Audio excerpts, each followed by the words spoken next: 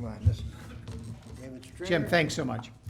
Well, good morning, folks, and I see a lot of familiar faces. This looks sort of like one of our monthly meetings as Conservatives for a Constitutional Republic. I want to start by thanking Jim and thanking the Baptist Church here and thanking the Conservatives for a Constitutional Republic for inviting me here. It's really an honor to share a stage with people like Kwong and Wendy Rogers and Daniel McCarthy, good, strong, solid conservatives that I can support. And I hope I have their support. I think I probably do. It's very important. You know, we're sort of an endangered species that we all stick together in this state. And that's a surprising thing to have to say, isn't it? Because traditionally we've thought of Arizona, at least for the last generation or two, as being a conservative Republican state. We still control the governor's office. We still control both houses of our state Senate and our state House of Representatives. But we've lost a number of seats. We've lost the Secretary of State's position. We've lost the Superintendent of Education. We've lost congressional seats. We've lost a Senate seat. This state is changing, and conservatives are not in control as they once were. We have to redouble our efforts, really, to get it back. So my name is David Stringer, and it sounds like a silly thing to say, you all know me, but there's a camera here, and so my remarks have been prepared in part to be broadcast. My name is David Stringer. I am a Trump conservative. I just figured out that line recently, and I think it's a good line. I'm not just any old kind of conservative. I am a Trump conservative. I'm running this year for county attorney. Many of you know me. Probably everybody in this room knows me. I've been involved in political work in Yavapai County now, going back to about 2013. I got my start in 2013 when the Citizens Tax Committee made me their general counsel, and we opposed some school bonds and budget overrides. There's a guy sitting here in the room, John Stevens, who doesn't get enough blame for giving me my start in public life. He made me general counsel to the Citizens Tax Committee. We raised a little money, went on TV, and we beat the school bonds. And I've had the undying enmity of the school teachers and district leaders for a long time now. But in any event, it started in 2013. In 2014, we took on a tax initiative. That was the proposal to raise about $300 million in a tax increase, a jail tax increase, to build a new jail in Prescott. And we worked hard. We defeated that. Tax initiative, and it didn't just go down. It went down, I think it was 58% to 42%. So it was a very solid win for us, and I mentioned that. I'm going to come back to that in a minute, because now there's a proposal to do something very similar, building a new jail in Prescott. In 2015, we opposed the tax increase for the PSPRS to bail out the PSPRS system in Prescott, Arizona. We won that one. In 2016, I ran for the state legislature. I defeated, it wasn't actually an incumbent, but I defeated a very entrenched local politician here in Yavapai County. And in 2018, I was reelected. I had the second highest vote count in the state of Arizona in 2018. So this year I'm running for the county attorney, and I'm doing that for a very important reason. I am running against a 20-year incumbent, a woman who was elected in the year 2000, and she defeated a guy named Mackey. David Mackey is now the chief judge of our Superior Court here in Yavapai. So losing an election doesn't mean the end of your political career. But in any event, my opponent, Sheila Polk, has not faced opposition in the last 20 years. This year, she has opposition. Like so many politicians, I think, was it Kwong who mentioned meeting with Tim Carter? Tim Carter's another one. He got elected many, many years ago. He runs unopposed year after year. Karen Fan got elected many years ago. She runs unopposed year after year. We have a number of politicians in this county that once they get in office, they fall in love with the government, they fall in love with the perks of political office, and they run unopposed. And that's what's happened to Sheila Polk. She's fallen in love with the government. She very, very zealously prosecutes low-level offenders. She locks up the small fry while protecting people who are influential, and she overlooks a lot of public corruption. And just this past week, we got a tip from somebody who works in the county sheriff's office. And the tip was that the gentleman who is now running for county sheriff unopposed, Sheriff David Rhodes. Sheriff Masher is not running for re-election. He always ran unopposed as well. David Rhodes, his handpicked successor, running unopposed.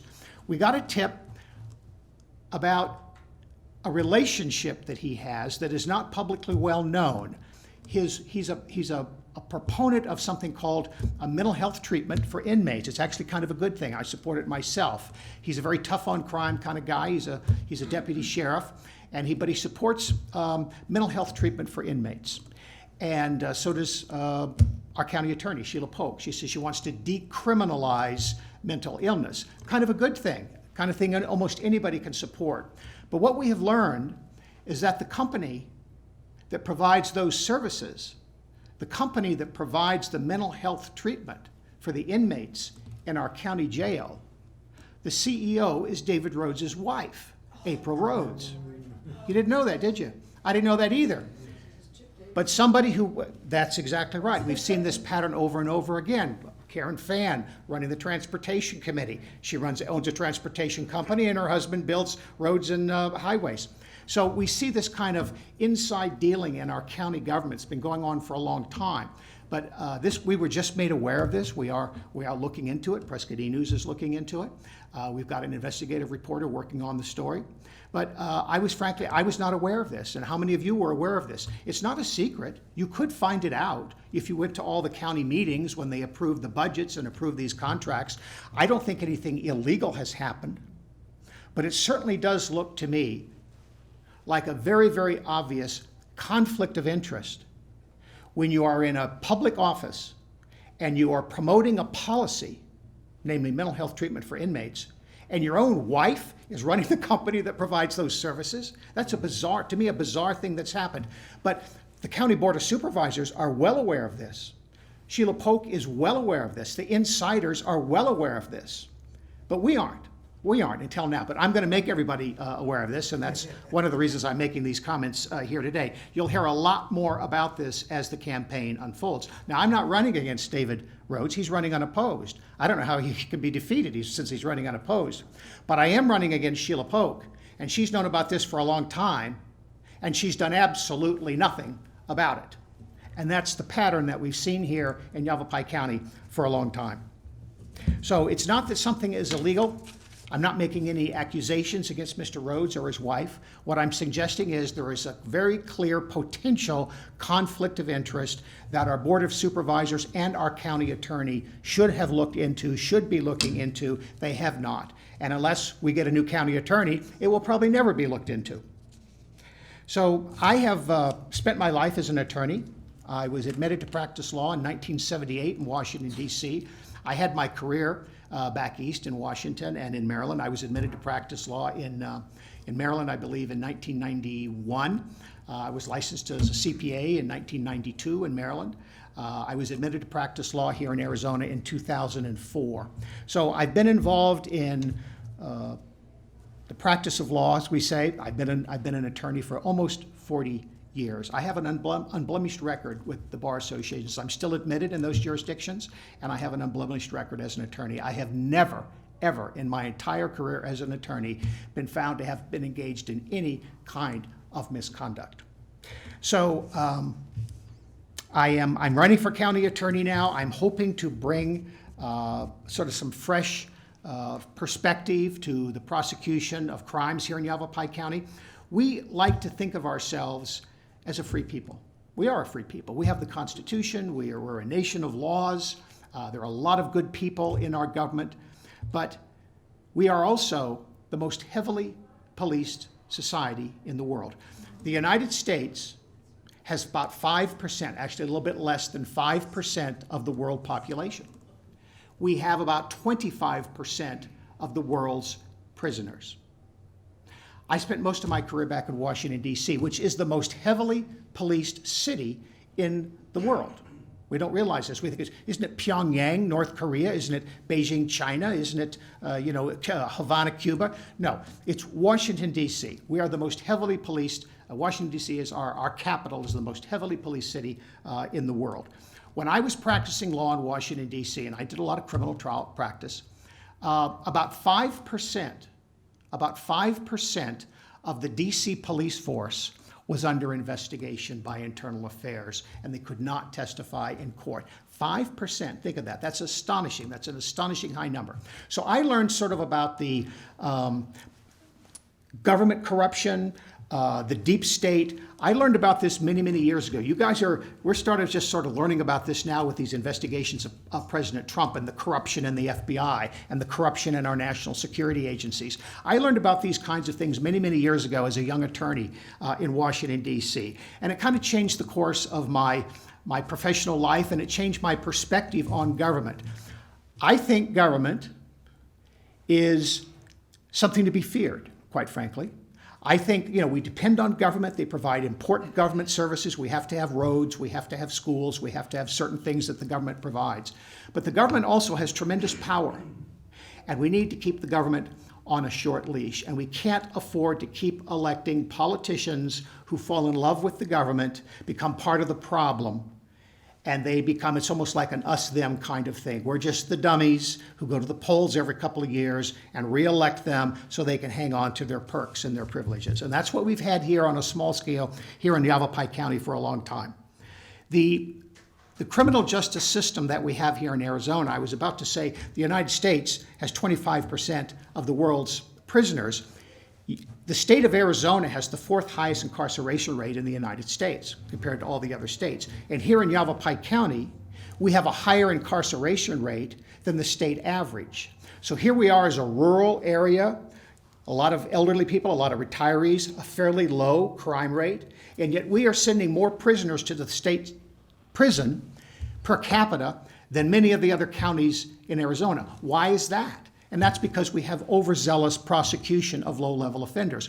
There are many alternatives to incarceration. We have the mental health treatment. That's a good thing that they're doing. I wish maybe they would do more of it, but without the inside dealing. But there's all kinds of diversion programs, alternatives to incarceration. Veterans courts. Arizona has 15 counties. 12 of our 15 counties have veterans courts. Yavapai County does not have a veterans court, even though we have a very large veteran population. Yavapai County does not have a veterans court because Sheila Polk doesn't want one. She doesn't like those kinds of things. We don't have a community diversion program. I think the county attorney recently announced that we're going to start one. But Ms. Polk, where have you been for the last 20 years? Other jurisdictions have been doing these kinds of things for year after year with good result, lowering their incarceration rate. It costs $40,000 a year to lock somebody up in our county jail. That's more than it costs to send somebody to college, right? That's $110 a day. So every time we lock somebody up or hold somebody pretrial, it's $110 a day out of your pocket. There are alternatives to that. There are people, obviously, that have to be incarcerated. There are people who have committed serious crimes, violent crimes, dangerous crimes, and public safety is the first duty of government. We obviously want safe communities. But when we spend so many of our resources on going after low-level people, nonviolent people, it takes resources away from going after the really violent offenders and the dangerous people that we're all concerned about. So it's a misallocation of resources, and there is a solution, and I think I have some of that solution. There is another area, and I'm going to come to a close here in a minute. There is another area that I'm very concerned about that I think needs a lot more attention, and that is the problem with illegal immigration in the state of Arizona. President Trump, as you know, is trying to build the wall. He is succeeding in part in the face of tremendous opposition from liberals and liberal judges and things like that, but he is getting the wall built. There has been a substantial reduction of illegal immigration across our border. It's not fixed yet, but we are making progress. But the problem is this. We've had a porous border. We've had lax enforcement of our border for a generation. Arizona has been overwhelmed by illegal immigrants, and they are gradually making their way. As security gets tighter at the border, there's more border enforcement and more police presence down at the border, illegal immigrants are making their way into the interior of our country, and that includes places like Yavapai County. So we have an illegal immigration problem here in Yavapai County, and the reason it is so serious and should be a much more concern than it has been is because people who are here illegal are using a lot of public resources. When you come here to the United States, whether you're legal or illegal, you get to send your kids to the public school. Well, we spend $10,000 a year per child here in Arizona on our public school system. So all these illegal families that are coming here, they're sending their kids to the public schools. We have to educate them because that's the law. That's putting a tremendous strain on our public resources and the taxes that are paid by our own citizens. The same with health care. If you have a health emergency and you present yourself at the emergency room over at the Yavapai County Regional Medical Center, they have to treat you whether you're a citizen or not. Yeah. Well, who pays for that? You pay for that, all right? Then, of course, we have the drug smuggling problem and the human trafficking problem.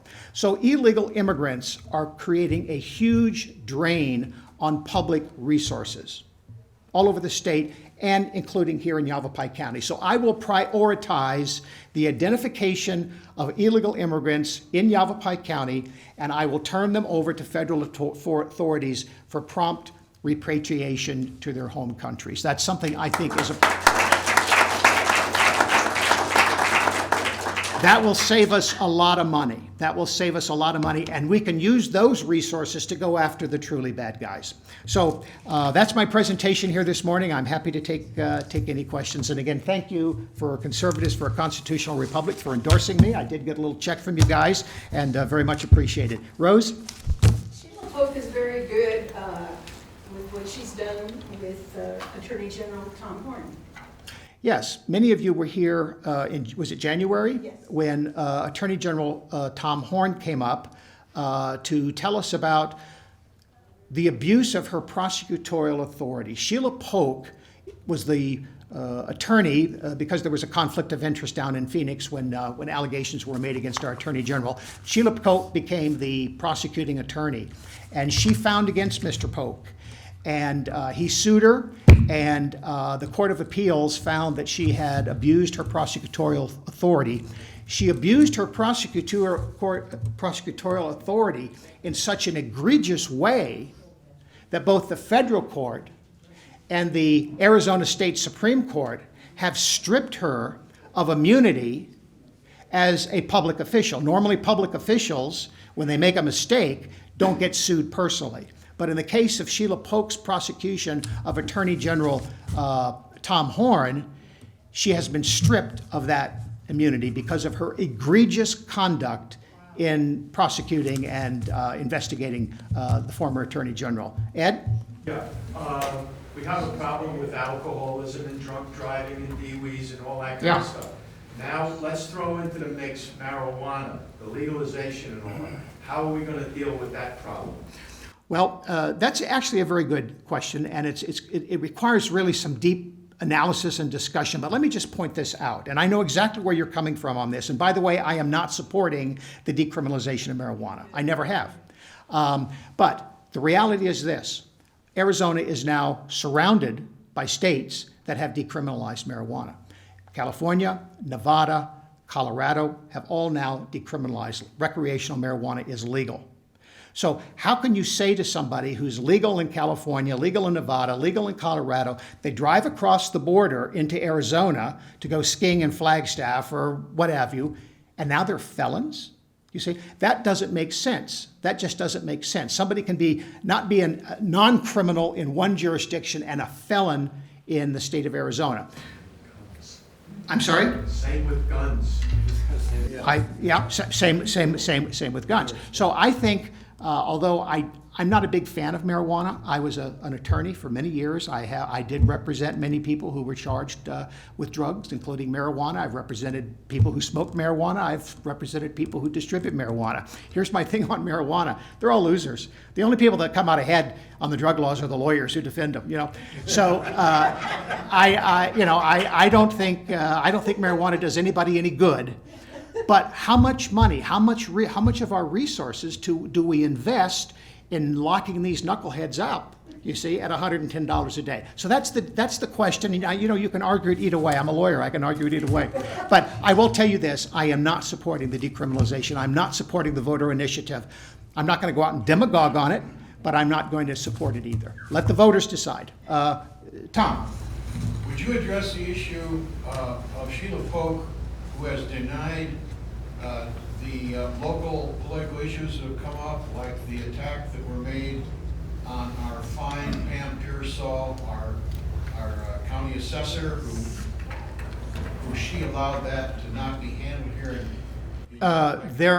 Thank you, Tom. I know exactly what you're getting at. Pam Pearsall's a friend of mine, and she's been a supporter of mine, and I've supported her over the years.